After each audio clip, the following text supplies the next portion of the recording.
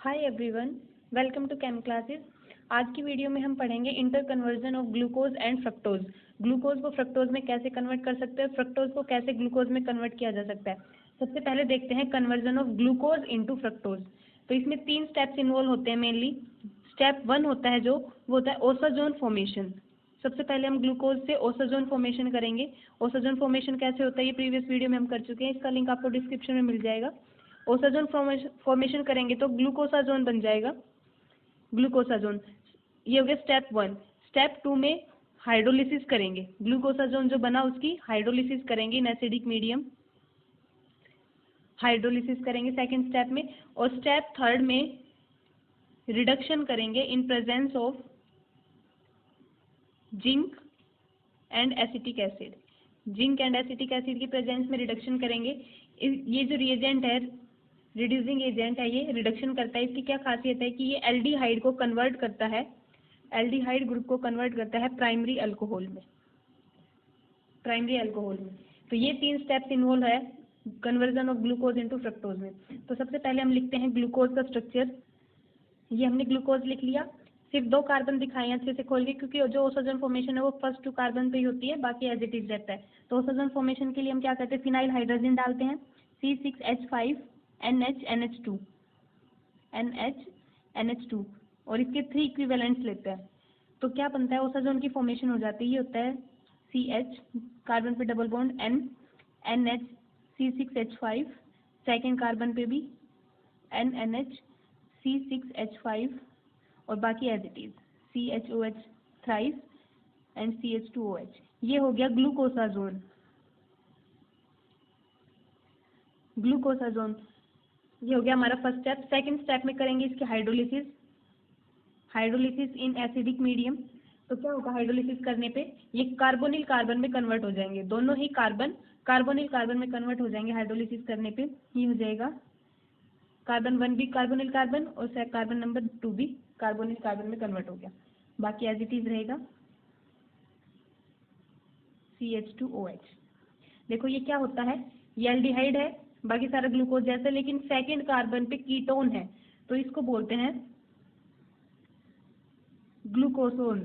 Glucose है लेकिन ON for ketone, कि सेकंड कार्बन पे कीटोन ग्रुप है, तो इसका नाम होता है ग्लूकोसोन, ग्लूकोजोन हो गया। ग्लूकोसाजोन से ग्लूकोजोन बना दिया। थर्ड स्टेप में कर देंगे reduction in presence of zinc and acetic acid. तो इसका क्या काम होता है कि ये एल्डिहाइड को कन्वर्ट करता है प्राइमरी अल्कोहल में। तो कार्बन नंबर 1 पे एल्डिहाइड ग्रुप है, ये प्राइमरी अल्कोहल में कन्वर्ट हो जाएगा। ये हो जाएगा CH2OH, सेकंड कार्बन पे C double bond O, CHOH thrice और CH2OH। तो ये क्या हो गया हमारे पास, फ्रक्टोज, फ्रक्टोज आ गया। तो ग्लूकोज को इस तरह से हम फ्रक्टोज में कन्वर्ट कर सकते हैं बाय यूजिंग दीज 3 स्टेप्स। अब देखते हैं conversion of fructose into glucose. जब फ्रक्टोज की कन्वर्जन की जाती है ग्लूकोज में, तो हमें सिर्फ ग्लूकोज नहीं मिलता, बल्कि एक मिक्सचर मिलता है ग्लूकोज और मैनोज का। ग्लूकोज भी होता है उसमें, मैनोज भी होता है। कौन कौन से स्टेप होते हैं, सबसे पहला स्टेप है कि हम फ्रक्टोज की रिएक्शन कराते हैं सोडियम अमलगम के साथ इन एसिडिक मीडियम। ये एक रिड्यूसिंग एजेंट है, ये रिड्यूस कर देता है कार्बोनिल कार्बन को अल्कोहल में। तो जो फ्रक्टोज का कार्बोनिल कार्बन है वो अल्कोहल में कन्वर्ट हो जाएगा। सेकंड स्टेप में हम रिएक्शन कराते हैं HNO3 के साथ, ये एक ऑक्सीडाइजिंग एजेंट है, ये प्राइमरी अल्कोहल को कार्बोक्सिलिक एसिड में कन्वर्ट करेगा। थर्ड स्टेप में हम हीट करेंगे, जो भी यहाँ पे प्रोडक्ट आएगा उसको हीट करेंगे, और उसके बाद जो यहाँ प्रोडक्ट आएगा उसकी हम फिर से रिडक्शन कराएंगे सोडियम अमलगम की प्रेजेंस में। तो एक एक करके देखते हैं कि ये किस तरह से होता है। तो ये हमने फ्रक्टोज ले लिया, इसकी रिएक्शन कराएंगे सोडियम अमलगम के साथ इन एसिडिक मीडियम, तो रिडक्शन हो जाएगा। रिडक्शन किसका होता है, कार्बोनिल कार्बन का। तो 2 केस हो सकते हैं, एक तो क्या हो सकता है कि फर्स्ट कार्बन तो एज इट इज रहेगा, सेकेंड कार्बन पे रिडक्शन होगा, यानी ये अल्कोहल में कन्वर्ट होगा। तो एक तो ये हो सकता है कि जो OH ग्रुप है वो राइट साइड में आए, राइट साइड में OH ग्रुप आए, बाकी एज इट इज जैसे फ्रक्टोज है, बाकी हम एज इट इज लिख देंगे CH2OH। या फिर क्या हो सकता है कि जो इसका रिडक्शन हुआ है उसमें OH लेफ्ट साइड में आए, CH2OH कार्बन इसमें लेफ्ट साइड में आए, OH है जो वो लेफ्ट साइड में आए। तो 2 पॉसिबल केस है, तो दोनों केस बना के चलेंगे हम, या तो OH राइट साइड में आए या फिर लेफ्ट साइड में आए।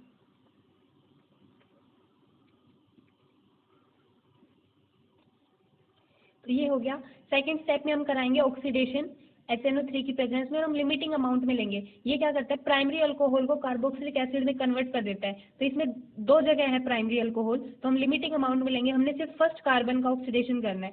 तो फर्स्ट कार्बन पे कार्बोक्सिलिक एसिड की फॉर्मेशन हो जाएगी COOH, और बाकी रहेगा एज इट इज। ये हो गया, इसका नाम है ग्लूकोनिक एसिड। ग्लूकोज जैसा है, बस यहाँ पे ग्लूकोज में यहाँ एल्डिहाइड ग्रुप होता है, तो यहाँ पे कार्बोक्सिलिक एसिड, तो इसका नाम हो गया ग्लूकोनिक एसिड। और ये सिमिलरली मैनोज जैसा है, बस यहाँ पे एल्डिहाइड की बजाय कार्बोक्सिलिक एसिड ग्रुप है, तो ये हो गया मैनोनिक एसिड।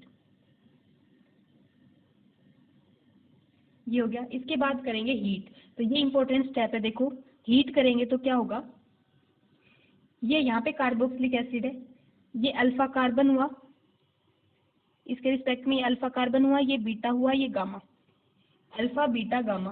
तो देखो बीटा पे इस साइड कोई OH नहीं है, गामा पे इस साइड OH है, तो क्या होगा, यहाँ से वाटर रिमूवल हो जाएगा। ये OH और ये H मिलके वाटर की फॉर्म में बाहर हो जाएंगे, वाटर रिमूव हो जाएगा, और यहाँ पे जो फॉर्मेशन होगी उसको बोलेंगे गामा लैक्टोन।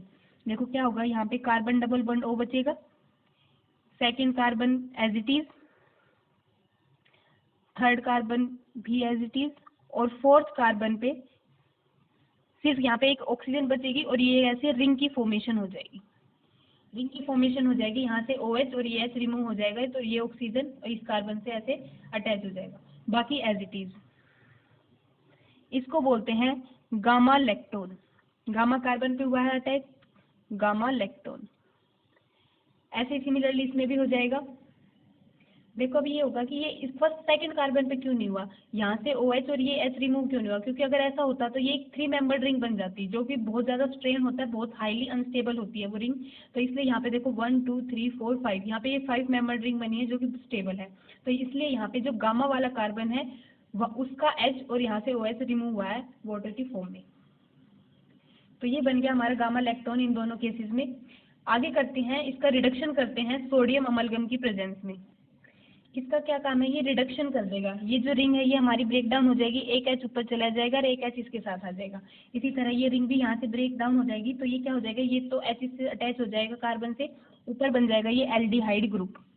एल्डिहाइड ग्रुप, बाकी CHOH, थर्ड कार्बन पे COH लेफ्ट साइड में, और ये हो जाएगा CH, यहाँ पे ये H भी था एक, ये भी ध्यान रखना, ये एक H रह गया था, ये भी है, तो ये CHOH और CH2OH। तो ये बन गया हमारा ग्लूकोज। ये होगी ग्लूकोज की फॉर्मेशन। ऐसे ही इसमें होगा, एक हाइड्रोजन कार्बन से इस कार्बन से लग जाएगा, एक इस ऑक्सीजन से, तो ऊपर हो जाएगा ये एल्डिहाइड ग्रुप। सेकंड कार्बन पे OH, सेकंड और थर्ड दोनों कार्बन पे OH लेफ्ट साइड में, ये बन गई मैनोज। ये डी ग्लूकोज और ये डी मैनोज। तो दोनों में क्या फर्क है, सेम है, बस जो सेकंड कार्बन है, सेकंड कार्बन पे जो OH की कॉन्फ़िगरेशन है वो डिफरेंट है। ग्लूकोज में OH राइट साइड में है सेकंड कार्बन पे, और मैनोज में सेकंड कार्बन पे OH लेफ्ट साइड में। तो यहाँ पे फ्रक्टोज से हम ग्लूकोज बना सकते हैं, लेकिन ग्लूकोज के साथ मैनोज भी बनता है, तो मिक्सचर बनता है ग्लूकोज और मैनोज का। तो ये रिएक्शन होती है conversion of fructose into glucose and mannose. Next हम करते हैं एपिमराइजेशन। तो सबसे पहले कि एपिमर्स क्या होते हैं, the aldoses which differs in the configuration at one carbon atom are called epimers. एक कार्बन एटम पे अगर कॉन्फ़िगरेशन में डिफरेंस है तो ऐसे एल्डोजिस को हम एपिमर्स बोलते हैं। देखो हमने ये प्रीवियस वीडियो में जो पहले आ चुकी है ये वीडियो, जिसमें हम ये पढ़ चुके हैं कि हम ये कैसे ड्राइव करते हैं सारे। ये हमारे पास एक ट्रायोज है, ट्रायोज से टेट्रोज, टेट्रोज से पेंटोज, और पेंटोज से ऐसे हेक्सोज। ये कैसे ड्राइव करते हैं, ये इसकी जो ट्रिक्स है वो भी उस वीडियो में कवर की है, तो उसका लिंक भी आपको डिस्क्रिप्शन में मिल जाएगा, तो आप वहाँ से ये चेकआउट कर सकते हैं। तो ये सारे हम एल्डोज ऐसे लिख लेते हैं। तो देखो एपिमर्स क्या होते हैं, वे एल्डोज जिनमें सिर्फ एक कार्बन पे कॉन्फ़िगरेशन में डिफरेंस है। जैसे हम देखते हैं ग्लूकोज और मैनोज, सारे कार्बन पे सेम है, लेकिन जो C2 कार्बन है उसमें कॉन्फ़िगरेशन में डिफरेंस है, एक में OH राइट साइड में, एक में लेफ्ट साइड में है, तो सिर्फ C2 कार्बन पे है, तो इसलिए ग्लूकोज और मैनोज को बोलते हैं C2 एपिमर्स। C2 एपिमर्स, बाकी सारे सेम है, सिर्फ एक कार्बन पे डिफरेंस हो तो उनको एपिमर्स बोला जाता है। जैसे ऐसे ही हम ग्लूकोज और अगर गैलेक्टोज को देखें, तो अब आप देखोगे सारे कार्बन सेम है, लेकिन जो फोर्थ कार्बन है उसमें डिफरेंस है। सारे सेम है, बाकी सिर्फ फोर्थ कार्बन पे डिफरेंस है। तो ग्लूकोज और गैलेक्टोज को C4 एपीमर्स बोलते हैं। तो एपीमर्स क्या हो गया, आपको समझ आ गया होगा कि बाकी सारे तो सेम है, सारे कार्बन पे कॉन्फ़िगरेशन सेम है, सिर्फ एक कार्बन के अराउंड कॉन्फ़िगरेशन में डिफरेंस हो तो ऐसे कंपाउंड्स को, ऐसे एल्डोजिस को हम एपीमर्स बोलते हैं।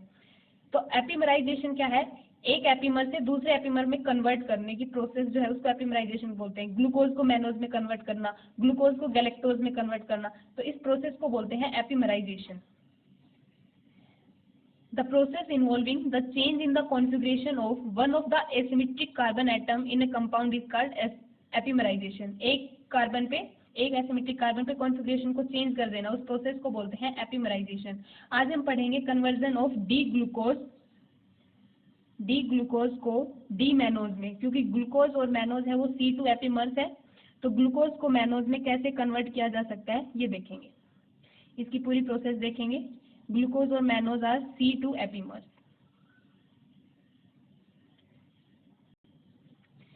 Conversion of D glucose into D mannose, ये स्टेप्स होते हैं। सबसे पहले होता है रिएक्शन कराते हैं डी ग्लूकोज की with bromine water. Bromine water क्या है, ये एक ऑक्सीडाइजिंग एजेंट है, ये कन्वर्ट करता है एल्डिहाइडिक ग्रुप को कार्बोक्सिलिक एसिड में। इसका काम होता है एल्डिहाइड को कार्बोक्सिलिक एसिड में कन्वर्ट करना। ब्रोमीन वाटर से कराएंगे, उसके बाद कराएंगे पिरिडीन के साथ रिएक्शन, ये भी देखेंगे इससे क्या होगा। फिर हीट, उसको हीट करेंगे, हीट के बाद रिडक्शन कराएंगे in presence of sodium amalgam. तो सबसे पहले लेते हैं ग्लूकोज, सबसे पहले ग्लूकोज की रिएक्शन कराएंगे ब्रोमीन वाटर से, ऑक्सीडेशन होगा, ऑक्सीडेशन होगा मतलब एल्डिहाइड है वो कार्बोक्सिलिक एसिड में कन्वर्ट हो जाएगा, बाकी सब एज इट इज रहेगी। इसको बोलते हैं ग्लूकोनिक एसिड। ग्लूकोज कन्वर्ट हो गया ग्लूकोनिक एसिड में। उसके बाद इसकी रिएक्शन कराते हैं पिरिडीन के साथ। तो पिरिडीन क्या करता है, एक कार्बन पे कॉन्फ़िगरेशन को चेंज कर देता है। पिरिडीन की प्रेजेंस में जब इसको हम हीट कराएंगे, मेनली हीट कराएंगे पिरिडीन की प्रेजेंस में, तो उससे क्या होगा, एक इक्विलिब्रियम सेटअप हो जाएगा। सेकंड कार्बन पे, जो सेकंड कार्बन है उसके अराउंड कॉन्फ़िगरेशन चेंज हो जाएगी।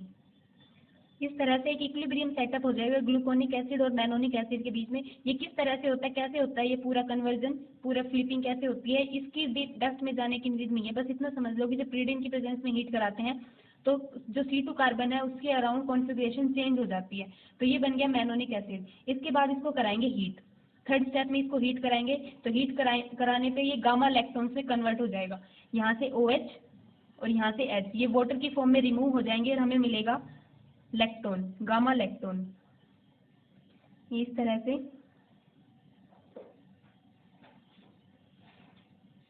ये दो कार्बन सेम रहेंगे, लेकिन जो थर्ड कार्बन है, गामा कार्बन है, उस पे ऐसे रिंग फॉर्मेशन हो जाएगी, गामा लैक्टोन की फॉर्मेशन हो जाएगी और ये हमें मिल गया गामा लैक्टोन।